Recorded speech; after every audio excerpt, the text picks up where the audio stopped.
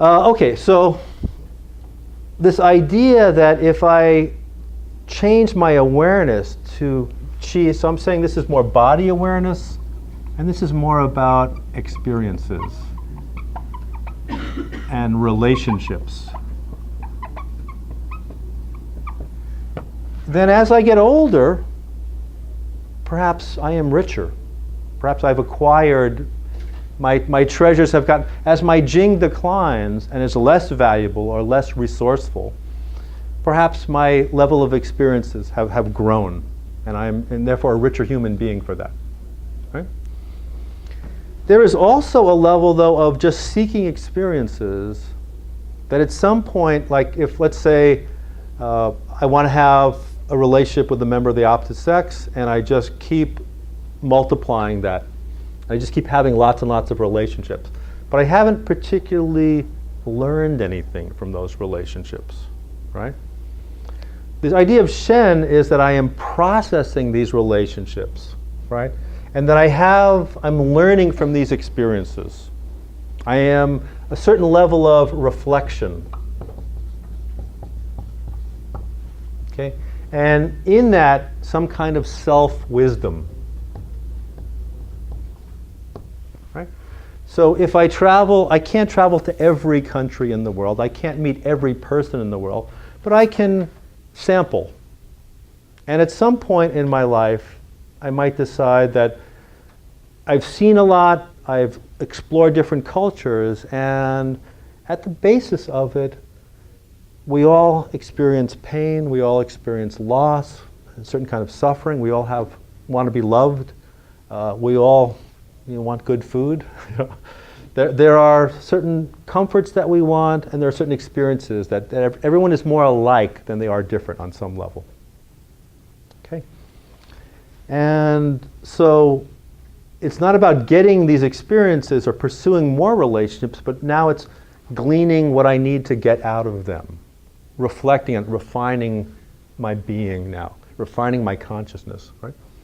And at the end of my life, if I have made this kind of alchemical transition, if I'm more about my Shen, then I have less when I go into the void or emptiness, okay? When it's time to die, I'm not holding on to that much. It's easier to let go, right? Because I've gotten away from the very physical. Right? So this is the alchemy of that.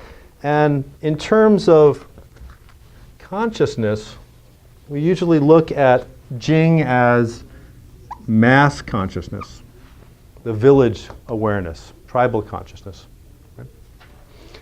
And if you stay with your tribe, you stay with your village, and you don't evolve, you say, I'll only evolve with my peers, it's going to take a long time. Right? As opposed to, this is the idea of individual or personal consciousness.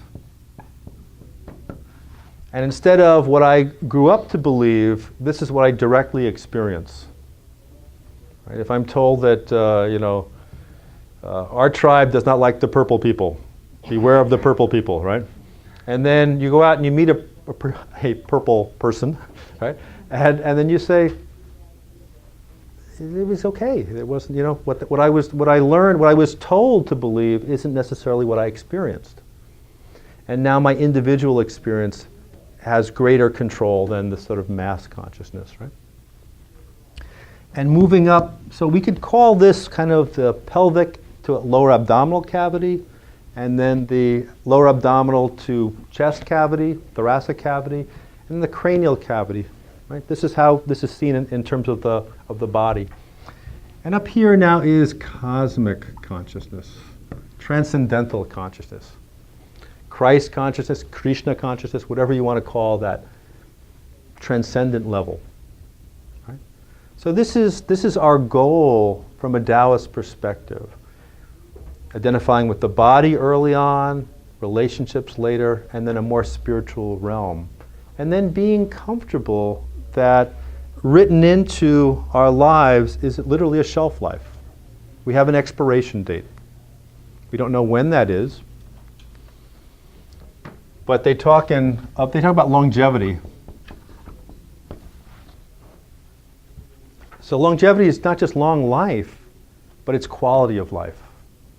Right? And if you were told you could live 10 more years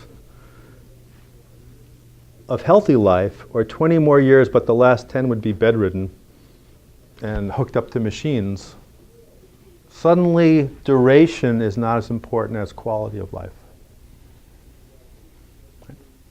So when they talk about long life or longevity in Chinese, and this is the most stylized character, there's 100 different ways to write this character for long life.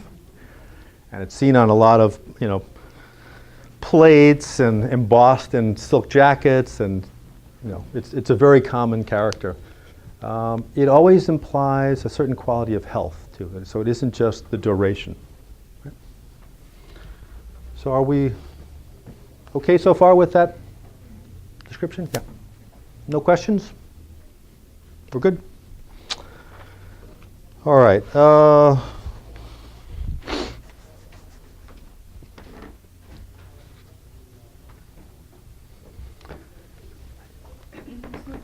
Yeah, good. What happens when a person is staying, like, for example, mass consciousness for whole life or 2/3 of, the life? Uh-huh. So in terms of Jing, Qi, and Shen. Well, we know that some people never advance in terms of the chakra system, and it's also true of the Dantian system here. So they say Jing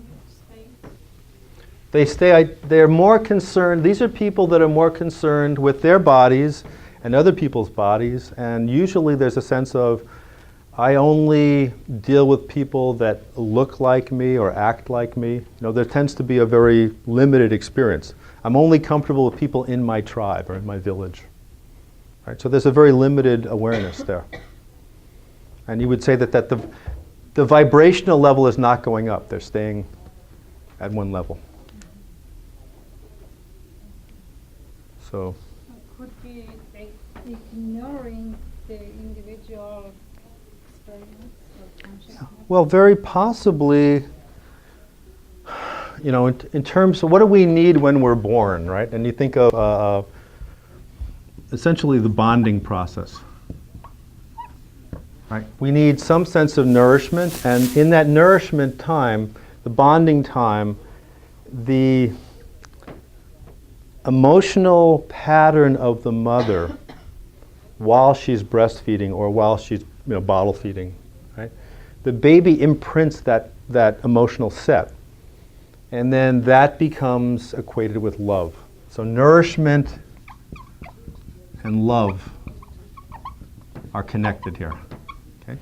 And if my mother was very anxious when I was being fed, she was perhaps she was young, perhaps her mother wasn't around, whatever situation, if she's insecure about that, then I'm going to associate that anxiety or insecurity with love, something that will nourish my soul. So I will seek that out. Right? So that's part of what I was talking about in terms of what the possible lessons might be with the different parents. Right?